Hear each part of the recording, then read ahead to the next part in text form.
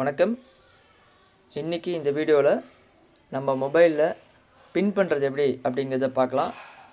பின் பண்ணுறது அப்படின்னா நம்மளுடைய வாட்ஸ்அப்பில் நிறைய மெசேஜஸ் வந்துக்கிட்டே இருக்குது. அந்த மெசேஜுங்களில் எது முக்கியமான மெசேஜோ அதை எனக்கு டெய்லி நான் பார்க்கணும் அப்படின்னும்போது அதை ஃபஸ்ட்டில் டாப்பில் வச்சுட்டோம் அப்படின்னா அது எவ்வளோ புது மெசேஜ் வந்தாலும் நமக்கு பெருசாக பாதிப்பு கொடுக்காது.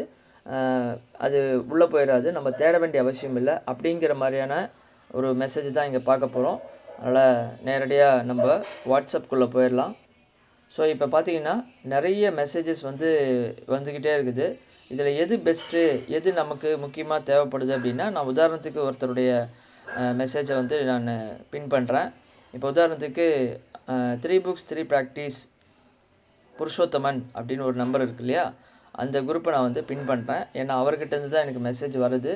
அதனால் அவர் பேரை இருக்கக்கூடிய அந்த 3 books 3 practice புருஷோத்தமன் அப்படிங்கிற அந்த குரூப்பை லாங் ப்ரெஸ் பண்ணி இங்கே க்ரீன் கலர் டிக் வந்திருக்குது. மேலே டாப்பில் பார்த்தீங்கன்னாக்கா ஒரு எழுத்தாணி மாதிரி ஒரு ஆப்ஷன் இருக்கும் அந்த பெல் சிம்பிளுக்கு பக்கத்தில். ஸோ இதை கிளிக் பண்ணிங்கன்னா அந்த ஒரு குரூப் மட்டும் எனக்கு மேலே வந்துடும்.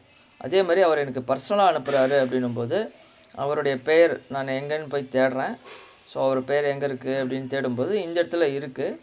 ஸோ அந்த பேருக்கு நேராக நான் லாங் ப்ரெஸ் பண்ணுறேன். பண்ணிவிட்டு அதே மாதிரி மேலே டாப்பில் பார்த்தீங்கன்னா அந்த எழுத்தாணி மாதிரி ஒரு ஆப்ஷன் இருக்குது. அதை கிளிக் பண்ணுறேன் அப்படின்னும்போது இது ரெண்டுமே எனக்கு மேலே வந்துடும். ஸோ அவர் பர்சனலாக எனக்கு அனுப்புகிற மெசேஜும் ப்ளஸ் குரூப்பில் அவர் போடுற மெசேஜும் நான் ரெண்டுமே எவ்வளோ மெசேஜஸ் ஃபார்வேர்ட் அதிகப்படியான மெசேஜஸ் வந்தாலும் எனக்கு வாட்ஸ்அப்பில் வந்துக்கிட்டே இருந்தாலும் இந்த ரெண்டுத்தில் இருக்கக்கூடிய இன்ஃபர்மேஷன் எனக்கு எப்பயுமே லைவில் பார்க்குற மாதிரி நான் செட் பண்ணி வச்சுருக்கேன்.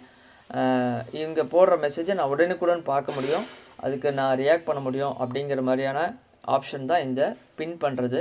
இந்த மாதிரி உங்களுடைய மொபைலில் உங்களுடைய ஃப்ரெண்டு ப்ளஸ் உங்களுடைய 3 books ப்ராக்டிஸுடைய குரூப்பு இது ரெண்டுத்தையும் பின் பண்ணி வச்சுக்கிட்டிங்க அப்படின்னா ஃப்யூச்சரில் வரக்கூடிய எல்லா மெசேஜஸையும் நம்ம இம்மீடியட்டாக பார்த்து தெரிஞ்சுக்கலாம், ரியாக்ட் பண்ணலாம், ஜாயின் பண்ணிக்கலாம், எல்லாமே பண்ண முடியும்.